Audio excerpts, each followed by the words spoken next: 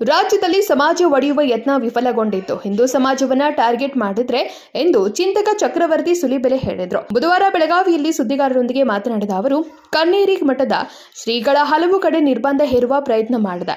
ಇಡೀ ಹಿಂದೂ ಸಮಾಜ ಇದನ್ನ ಧಿಕ್ಕಾರ ಹೇಳುತ್ತದೆ. ಸ್ವಾಮೀಜಿ ಅವರಿಗೆ ವಾಕ್ ಸ್ವಾತಂತ್ರ್ಯ, ಪ್ರಯಾಣ ಸ್ವಾತಂತ್ರ್ಯಕ್ಕೆ ನಿರ್ಬಂಧ ಹಾಕಿದ್ದಾರೆ ಎಂದರು. ಮೊದಲು ಸಹಿ ಸಂಗ್ರಹ ತಹಸೀಲ್ದಾರ್ ಮೂಲಕ ಸರ್ಕಾರಕ್ಕೆ ಮನವಿ ನೀಡಿ ಬಸವ ತತ್ವ ತಮ್ಮ ಜೀವನದಲ್ಲಿ ಕನ್ನೇರಿ ಶ್ರೀಗಳು ಅಳವಡಿಸಿಕೊಂಡಿದ್ದಾರೆ. ವೀರಶೈವ ಲಿಂಗಾಯತ ಸಮಾಜ ಅಷ್ಟೇ ಅಲ್ಲದೆ ಹಿಂದೂ ಸಮಾಜ ಒಡೆಯುವ ಕೆಲಸ ಬಸವಾದಿ ಶರಣರ ಹಿಂದೂ ಸಮಾವೇಶ ಮಾಡುತ್ತೇವೆ ಎಂದರು. ಬಬಲೇಶ್ವರ ಮೊದಲ ಸಮಾವೇಶ ಬಬಲೇಶ್ವರರಿಂದಲೇ ಆರಂಭ ಮಾಡ್ತೀವಿ, ಎಲ್ಲಿಂದಲೇ ಆರಂಭವಾಯಿತು ಅಲ್ಲಿಂದಲೇ ಹೋರಾಟ ಆರಂಭ ಮಾಡ್ತೀವಿ ಎಂದು ಪರೋಕ್ಷವಾಗಿ ಎಂಬಿ ಪಾಟೀಲ್ಗೆ ಟಾಂಗ್ ಕೊಟ್ಟರು.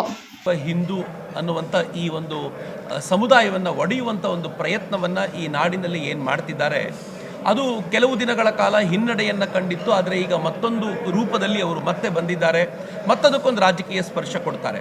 ಧಾರ್ಮಿಕವಾದ ಸಂಗತಿಗಳಲ್ಲಿ ತುಂಬ ರಾಜಕೀಯವಾಗಿರುವಂಥ ಮೂಗು ತೂರಿಸಬಾರದು ಅಂತ ಗೊತ್ತಿದ್ದಾಗ್ಯೂ ಕೂಡ ಅವರು ರಾಜಕೀಯವಾಗಿ ಇದಕ್ಕೆ ಪ್ರಯತ್ನ ಪಡುವಂಥ ಒಂದು ಹಂತವನ್ನು ತಲುಪಿದ್ದಾಗ, ಅದರಲ್ಲೂ ವಿಶೇಷವಾಗಿ ಹಿಂದೂ ಸಮಾಜವನ್ನೇ ಮುಂದಿಟ್ಕೊಂಡು ಟಾರ್ಗೆಟ್ ಮಾಡ್ತಾ ಹಿಂದೂ ಧರ್ಮದ ದೇವರನ್ನು ಅವಹೇಳನ ಮಾಡುವಂಥ ಪ್ರಯತ್ನ ಇದ್ದಾಗ, ಈ ನಾಡಿನಲ್ಲಿ ಮನ್ನಣೆ ಗಳಿಸಿರುವಂಥ, ಈ ನಾಡಿನಲ್ಲಿ ತಮ್ಮದ್ದೇ ಆಗಿರುವಂಥ ಕೃಷಿಯ ಮೂಲಕ ಸಮಾಜದ ಮನೆಗಳಲ್ಲಿ ಪ್ರತಿಯೊಬ್ಬರ ಹೃದಯದಲ್ಲೂ ಮನ ಮಾಡಿಕೊಂಡಿರುವಂಥ ಕಣೇರಿ ಮಠದ ಕಾಡಸಿದ್ದೇಶ್ವರ ಸ್ವಾಮೀಜಿಗಳು ಮಾತಾಡಿರುವಂಥ ಒಂದು ಮಾತನ್ನು ಹಿಡ್ಕೊಂಡು ಅವರು ಯಾವ್ಯಾವ ಊರಿಗೆ ಹೋಗ್ತಾರೋ ಅಲ್ಲೆಲ್ಲ ಗೊಂದಲಗಳನ್ನು ಕ್ರಿಯೇಟ್ ಮಾಡಬಲ್ಲರು, ಅವರ ಕಾರಣಕ್ಕೋಸ್ಕರ ದಂಗೆ ಏಳುವಂಥ ಸಾಧ್ಯತೆ ಇದೆ ಎನ್ನುವಂಥ ಕಾರಣಗಳನ್ನೆಲ್ಲ ಕೊಟ್ಕೊಂಡು ಜಿಲ್ಲಾಶಃ ಅವರ ಪ್ರಯಾಣಕ್ಕೆ ನಿಷೇಧ ಹೇರುವಂಥ ಪ್ರಯತ್ನವನ್ನು ಸರ್ಕಾರ ಏನು ಮಾಡಿದೆ ಅದನ್ನು ಇಡೀ ಸಮಾಜ, ಅದೊಂದು ವೀರಶೈವ ಹಿಂದೂ ಅಥವಾ ವೀರಶೈವ ಲಿಂಗಾಯತ ಸಮುದಾಯ ಅಂತಲ್ಲದೆ ಇಡೀ ಹಿಂದೂ ಸಮಾಜ ಇದನ್ನು ಧಿಕ್ಕರಿಸುತ್ತೆ ಮತ್ತು ವಿರೋಧಿಸುತ್ತೆ.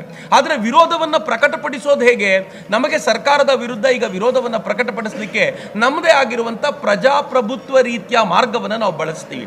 ಒಬ್ಬ ಸ್ವಾಮೀಜಿಯವರಿಗೆ, ಒಬ್ಬ ಸಂತರಿಗೆ ಅವರಿಗೆ ವಾಕ್ ಸ್ವಾತಂತ್ರ್ಯವನ್ನು ನಿಷೇಧ ಮಾಡಿ ಅವರಿಗೆ ಎಲ್ಲಿ ಬೇಕಿದ್ರೂ ಹೋಗಬಲ್ಲಂಥ ಒಂದು ಪ್ರಯಾಣದ ಸ್ವಾತಂತ್ರ್ಯವನ್ನು ಏನು ನಿಷೇಧ ಮಾಡಿದೆ, ಅದಕ್ಕೆ ನಾವು ಸರ್ಕಾರದ ವಿರುದ್ಧ ಒಂದು ತೀವ್ರಗತಿಯ ಹೋರಾಟವನ್ನು, ಆಂದೋಲನವನ್ನು ರೂಪಿಸಬೇಕು ಅಂತ ಹೊರಟಿದ್ದೀವಿ. ಮೊದಲನೇದಾಗಿ ಕರ್ನಾಟಕದ ಬಹುತೇಕ ಎಲ್ಲ ತಾಲೂಕುಗಳಲ್ಲೂ ಕೂಡ ನಾವು 5,000ಕ್ಕೂ ಹೆಚ್ಚು ಸಹಿಯನ್ನು ಸಂಗ್ರಹಿಸ್ತೀವಿ. 500ಕ್ಕೂ ಹೆಚ್ಚು ಜನ ಸೇರಿಕೊಂಡು ನಾವು ತಹಶೀಲ್ದಾರ್ನ ಭೇಟಿ ಮಾಡಿ ಅಲ್ಲಿ ಮನವಿ ಪತ್ರವನ್ನು ಕೊಟ್ಟು ಇದನ್ನು ವಿರೋಧಿಸಲಿಕ್ಕಿದ್ದೀವಿ. ಅಷ್ಟೇ ಅಲ್ಲದೆ ಸರ್ಕಾರವೇ ಈ ನಿರ್ಣಯವನ್ನು ವಾಪಸ್ ತೆಗೆದುಕೊಳ್ಬೇಕು ಅಂತ ಆಗ್ರಹಿಸಲಿಕ್ಕಿದ್ದೀವಿ. ಎರಡನೇದು, ವಾಸ್ತವವಾಗಿ ಮತ್ತು ಸರಿಯಾದ ದೃಷ್ಟಿಕೋನದಲ್ಲಿ ಹೇಳೋದಾದರೆ ಬಸವ ತತ್ವವನ್ನೇ ತಮ್ಮ ಜೀವನದಲ್ಲಿ ಅಳವಡಿಸಿಕೊಂಡು ಅತ್ಯಂತ ಸರಳವಾದ ಬದುಕನ್ನು ಬದುಕಿ ಎಲ್ಲರನ್ನೂ ಕೂಡ ಸಮಾನ ದೃಷ್ಟಿಯಿಂದ ಕಾಣ್ತಾ ಇರುವಂಥ ನಿಜವಾಗಿರುವಂಥ ಬಸವ ತತ್ವದ ಫಾಲೋವರ್ ಅಂತ ಕರೆಸ್ಕೊಳ್ಳಲ್ಪಡುವಂಥ ಸ್ವಾಮೀಜಿಯವರು, ಕಾಡಸಿದ್ದೇಶ್ವರ ಸ್ವಾಮೀಜಿಯವರು, ಅದರ ಬಗ್ಗೆ ನಾನು ತುಂಬ ಹೇಳಬೇಕಾಗಿಲ್ಲ, ಅದು ಎಲ್ರಿಗೂ ಗೊತ್ತಿರುವಂಥ ಸಂಗತಿ. ಅವರ ಕುರಿತಂತೆ ಈಗ ನಡೆದಿರುವಂಥ ಈ ಪ್ರಯತ್ನ ಏನಿದೆ ಅದು ಬರೀ ವೀರಶೈವ ಹಿಂದೂ ಸಮಾಜವನ್ನು ಒಡೆಯೋದಲ್ಲದೆ, ವೀರಶೈವ ಲಿಂಗಾಯತ ಸಮಾಜವನ್ನು ಒಡೆಯೋದಲ್ಲದೆ ಒಟ್ಟಾರೆ ಹಿಂದೂ ಸಮಾಜವನ್ನು ಚೂರು ಚೂರು ಮಾಡುವಂಥ ಪ್ರಯತ್ನ ಇಲ್ಲಿ ಎದ್ದು ಕಾಣುತ್ತೆ.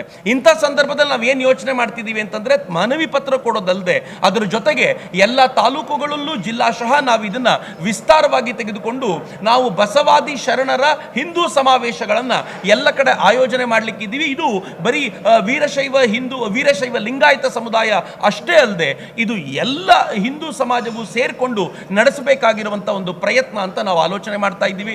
ಈ ದೃಷ್ಟಿಯಿಂದ ಇವತ್ತು ಸೇರಿರುವಂಥ ಎಲ್ಲರೂ ಕೂಡ ಒಂದು ಸ್ಪಷ್ಟವಾಗಿರುವ ನಿರ್ಣಯವನ್ನು ಮುಂದಿಟ್ಕೊಂಡಿದ್ದಾರೆ. ಈ ಹಿನ್ನೆಲೆಯಲ್ಲಿ ನಾವು ಇದನ್ನು ಯಾವತ್ತಿಂದ ನೀವು ಶುರು ಅಂತ ಕೇಳಿದರೆ, ಈ ಕ್ಷಣದಿಂದಲೇ ಶುರು.